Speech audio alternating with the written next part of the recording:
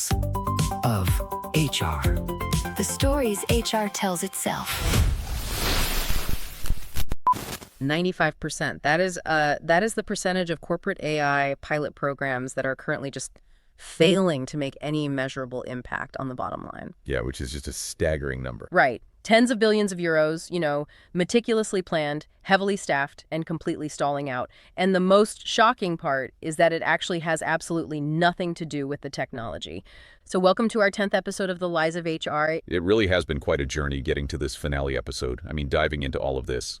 And today we're tackling what is, unquestionably the apex predator of workplace myths. Our focus today is the most comforting lie in the corporate playbook, which is the idea that change can be managed. Right, the idea that you can just control it. Exactly. Now, just to be crystal clear with you listening right out of the gate, our mission today is absolutely not about HR bashing. There is a very clear point of view we're taking here, obviously, but the target is not the people working in human resources. Right. The true target is that illusion of control. Okay, let's unpack this. Yeah. Because the traditional promise of change management is so incredibly intoxicating, isn't it? It's incredibly seductive. Right. The idea that if you just hire the right consultants, build the, 8-step models, form the steering committees, and print out those massive 18-month roadmaps with their neat little milestones, you can magically steer an organization to a predetermined finish line. Yeah, it sells a deeply comforting fiction. It sells this idea that change is just a controllable project with levers you can pull. But the business world is currently very busy disproving this exact mechanistic worldview. Yeah. Treating humans like interchangeable gears in an engine, assuming you can just, swap parts and tighten bolts to get a specific output. It's the fundamental flaw of modern business. Yeah. If we want to understand why these massive change programs fail, we have to start by completely redefining what an organization actually is. Right. Which brings me to a thought experiment for you listening. Usually, when you want to move something massive and heavy from point A to point B, you put it on tracks. You build a train. Which is safe, predictable. Exactly. It's comforting because it's entirely predictable. You pull a lever, the engine fires, the wheels turn, and you end up exactly where the schedule said you would. Traditional change management assumes you are laying down train tracks, but then you step into a modern organization going through a major transition, and suddenly you realize You're not driving a train. you're not driving a train at all. You were trying to influence a massive flock of birds, and you're just standing on the ground, waving your arms, waving a PowerPoint presentation, wondering why they aren't listening to your project plan. That is such a great visual.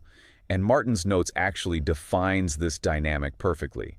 It calls a human organization a complex adaptive system.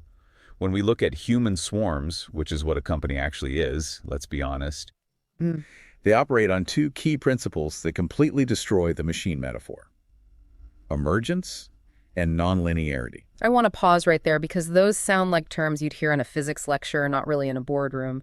How does, emergence actually play out when you're just trying to get your marketing department to use a new software platform? Think about it this way. In a machine, the whole is exactly the sum of its parts, but in an ecosystem, behavior is emergent. That means the overall culture or, the reaction of the group arises unpredictably from local ground-level interactions. So it's not top-down. Exactly. You cannot program it from the top down. A CEO might stand on a stage and declare this, new era of agile collaboration, but the actual reality of the company emerges from two mid-level managers complaining to each other on Slack about how they don't have time for this. Oh, man, the Slack complaints. We've all been there. Right. And that spreads to their teams, which alters the workflow. The system self-organizes based on those local interactions, completely ignoring the CEO's mandate.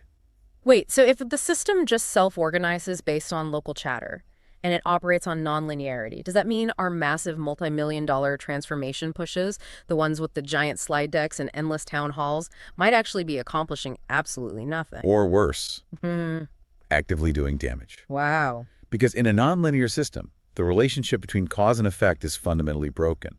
A massive, heavy-handed push from leadership, say, mandating a completely new workflow by Monday, often produces zero results, or triggers an active system-wide rebellion. Right. Conversely, a tiny, almost invisible nudge, like a really respected team lead casually endorsing a new tool, might produce a massive organization-wide shift.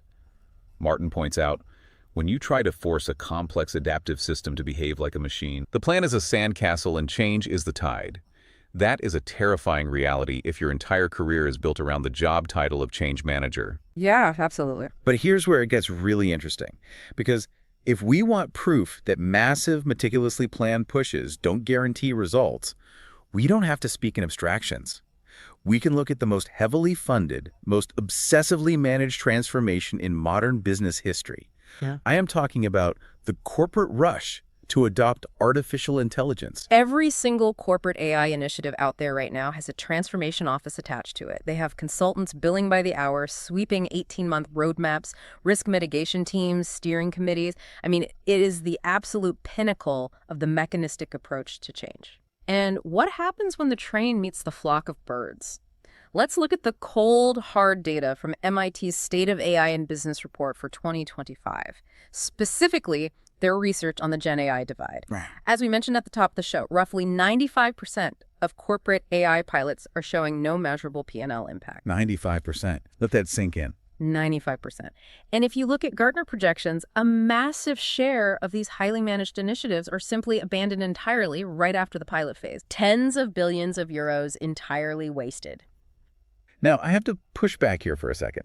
Are we absolutely sure this isn't just because the technology is overhyped? Like, maybe the AI just isn't good enough yet to impact the bottom line, and we are blaming the implementation? It's a fair question, but the data clearly refutes it. The crucial insight from MIT and Gartner is that these failures are overwhelmingly not technical. Really? Yeah. The large language models work. The predictive algorithms do what they're supposed to do. These multi-million-dollar initiatives are dying entirely on the organizational side. Okay, let's walk through a hypothetical example of this so you, listening, can really visualize how a transformation office fails here. Imagine a massive enterprise rolling out an AI tool meant to automate 60% of their customer service tickets. Classic scenario. The steering committee spends 6 months drafting the perfect playbook. They hold a massive town hall. The CEO does a keynote about embracing the future. They mandate that everyone must transition to the new AI dashboard by Q3. What actually happens on the ground? What happens is that the frontline customer service workers log in, see the tool, and immediately realize it can do a massive portion of their job. Right. The roadmap says integration by Q3, but the workers are terrified. They are having a visceral survival response because they feel they are being optimized out of their livelihood. Exactly. And you can't cure a survival response with a PowerPoint presentation. So what do those workers do? They quietly start finding edge cases where the AI fails. They complain to their managers that it's hallucinating. They revert back to the old legacy systems the second no one is watching. They feed it bad data. And they don't do this because they are malicious. They do it because they are humans protecting themselves. And that is the exact mechanism of failure. The transformation office looks at the stalling metrics and assumes they just need, more training modules or a stricter enforcement or a new communication strategy. Try to pull the lever harder. Exactly. They try to pull the lever harder. But the initiative dies because it was killed by fear, by resistance, and by the messy, unpredictable reality of human beings. You cannot mandate a new mental model. You simply cannot project manage your way through something this massive. The hard part was never the tech. The tech is just code. The hard part was always the irreducibly human system you were trying to control. And when executive leadership ignores that reality, when they insist on forcing people through these relentless mechanized change programs anyway, they don't just fail to get the AI working, they actively break the system. They break the people. Which brings us to a breaking point that is clearly visible across the entire modern workforce right now. If an organization is an ecosystem, what happens when we relentlessly pave over it? The data here is staggering. According to Gartner, the average employee is now enduring roughly 10 major enterprise changes a year. 10 major changes a year. That is a state of constant overlapping upheaval. It's exhausting. There isn't even a baseline of normalcy anymore. You just finish migrating to one platform, and before you even know how to use it, you are being reorganized into a new reporting structure while adopting a completely different software. And the human toll is entirely measurable. Because of this constant bombardment, the willingness of employees to support organizational change has plummeted. In 2016, Gartner found that willingness sitting at roughly 74%. By 2022, it had dropped to just 43%. That's less than half. Less than half of the workforce is even open to the idea of change anymore. They are deeply, thoroughly change fatigued. But why does this mechanized approach cause so much internal damage? Like, if we know people are tired, why does forcing it break them? We have to look at the psychology of transition. Yeah. We all know the Kubler-Ross change curve, right? The stages of grief. Yeah, denial, anger, all of that. Exactly. You start with shock and denial, you move into anger, eventually you find your way to acceptance, then experimentation, and finally integration. It is a biological, deeply emotional arc.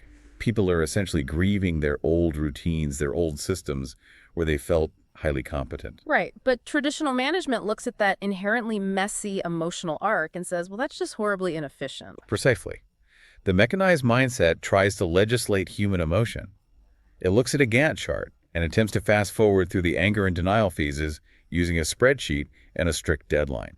It demands full integration by Q3, regardless of where the humans actually are on that psychological curve. And you can't skip steps. You can't. When you try to force a human being to skip from shock straight to integration, the human system rebels. People actively resist, or worse, they just quietly check out and engage in malicious compliance. You cannot force an ecosystem to adapt on a fiscal calendar. Okay, I have to stop us here. If organizations aren't machines, and these highly managed AI pilots are failing entirely on the human side, and our people are literally too fatigued to change anymore, are we just helpless? Do we just throw our hands up, cancel all our strategic initiatives, give up on organizational growth entirely, and let the tide wash our sandcastles away? Not at all. Yeah. But it requires a complete paradigm shift. Yeah. We have to pivot from a mindset of despair to one of action. The fundamental realization is this. You cannot control change, but you absolutely can build the capacity to adapt to it. Okay. Martin's notes outline a clear framework for making this shift, moving away from control and towards adaptation. Yeah. It lays out 5 key moves. So where do we even begin? If finite, highly managed programs don't work, what do we replace them with? Move number 1. The first major shift is recognizing that change is no longer a discrete project with an end date. You don't ever finish changing anymore. So instead of funding temporary transformation offices to push through a specific software update, organizations need to build adaptability, continuous learning, and flexibility of permanent muscles. It is the shift from running a temporary change program to cultivating a resilient environment. It's the difference between crash dieting to fit into a suit for a wedding versus just adopting a fundamentally healthy lifestyle. You stop looking for the finish line because there isn't one. The era of the command and control leader is dead. That's the second move. Lead as a sense maker, not a controller. In a complex adaptive system, a leader cannot possibly have a master plan that predicts every outcome. So leadership in uncertainty shifts from dictating the path to acting as a sense maker. I love that term. Your job is no longer to enforce compliance. Your job is to interpret the immediate signals, build trust, and run small, localized experiments. I love the idea of the sense maker. It makes me think of navigating a ship. A bad leader tries to steer a ship through a treacherous, constantly shifting channel by staring strictly at a map drawn 10 years ago. They ignore the water, stare at the map, and eventually crash. A sense-making leader puts the map down and reads the immediate currents. They feel the wind, they talk to the crew looking over the bow, and they navigate the immediate reality in front of them. They empower the people closest to the work to make decisions, rather than insulting their intelligence by pretending the executive suite has perfect visibility. But navigating that way requires a massive shift in how we handle the crew, the humans involved. Yeah. That brings us to the third move. You have to honor the human factor. Since change fails on people, not technology, you have to genuinely respect that emotional Kubler-Ross curve we discussed. And how do we do that practically without the whole company grinding to a halt? By accepting that inefficiency is a feature, not a bug, during a transition. If you don't build a productivity drop into your financial models to account for the human emotional arc of learning a new system, your financial models are basically science fiction. So true. You have to meet the shock and the resistance with honest communication, robust support, and actual patience while people learn. That is such a crucial takeaway for you listening. Inefficiency is a feature, not a bug. You can never treat humans as passive parts to be rolled out to. I have always despised that corporate jargon. You roll out a new carpet. You do not roll out human beings. But this means that the master plan itself, the strategy, has to be incredibly malleable. It does, which is move number 4. A corporate plan shouldn't be treated like a holy text or a binding contract. It must be treated as a hypothesis. You formulate a direction, but you apply the scientific method. You test it, and you adapt it constantly based on how the human system actually responds. And we have incredible data proving this works right now. If we look at Gartner's 2026 projections, organizations that continuously adapt their change plans in response to employee feedback and resistance are exponentially more likely to succeed than those that rigidly and grimly execute their original slide deck. Right. As Martin notes, a plan that can't change is just a slower way to be wrong. And that brings us to the fifth and final shift, respecting change fatigue. We know about the change fatigue. We know people have a finite emotional bandwidth for upheaval. Right. If you are throwing 10 major changes a year at your workforce, you are bouncing checks on their emotional bandwidth. That is a perfect way to phrase it. You have Okay. to practice ruthless prioritization. Leadership must stop changing everything at once just because they can. You have to choose the very few changes that genuinely matter to the survival and growth of the company. Protect your team's psychological safety, and ensure that change feels like something done with people rather than done to them. So what does this all mean? We are at the end of this episode, and we are at the grand conclusion of this entire series. We have spent 10 sessions dismantling the lies of HR. If we look at the bigger picture, looking back at the entire journey you and I have taken through this series, a really profound truth emerges. What's that? Every single lie we've covered, we're all actually the exact same lie wearing slightly different clothes. Yes. Every single one of them. They were all desperate attempts to take something intrinsically messy, wildly alive, and profoundly human and pretend it was a tidy, predictable machine that could be perfectly measured and entirely controlled. And change management is simply the arena where that illusion finally, completely, and undeniably falls apart. Because organizational change is the exact moment when the human system flat out refuses to behave like a machine. It is the moment the flock of birds refuses to run on the train tracks. The real shift that the business world, and human resources specifically, has been avoiding isn't about finding a newer, shinier change model. It isn't about pivoting from a standard Gantt chart to an adaptive framework. It is about giving up the fantasy of command and control. Right. It is the fundamental, terrifying, but beautiful shift from managing human resources as if they were coal for an engine to enabling human beings to adapt and flourish in an ecosystem. You have to stop trying to manage the people and start building the kind of environment that is strong enough and safe enough to change alongside them. It is the ultimate surrender of the illusion of control in exchange for genuine, lasting resilience. And that brings us right back to where we started today. If an organization isn't a train on a predetermined track, but a living, breathing flock in flight, how does that change things for you? If we truly abandon this illusion of control and start treating our workplaces as living ecosystems rather than programmable machines, how does that change the very first action you take when you log in or walk into work tomorrow morning? That's another comfortable lie, told straight. And with that, we reach the end of the first 10. 10 lies, named and taken apart. But if there's one thing this series has shown, it's that HR is never short of comfortable stories to question. So this isn't a full stop, it's a pause. There's more to come. New lies and some conversations with the leaders, founders, and CEOs who've lived on the other side of these myths. The best way to know when it lands is to be on the mailing list at liesofhr.com. That's where the next chapter gets announced first. Until then, sit with these 10, argue with them, put them to work, and keep questioning the things everyone else has stopped questioning. We'll see you when the space fills again. Lies of HR. The stories HR tells itself.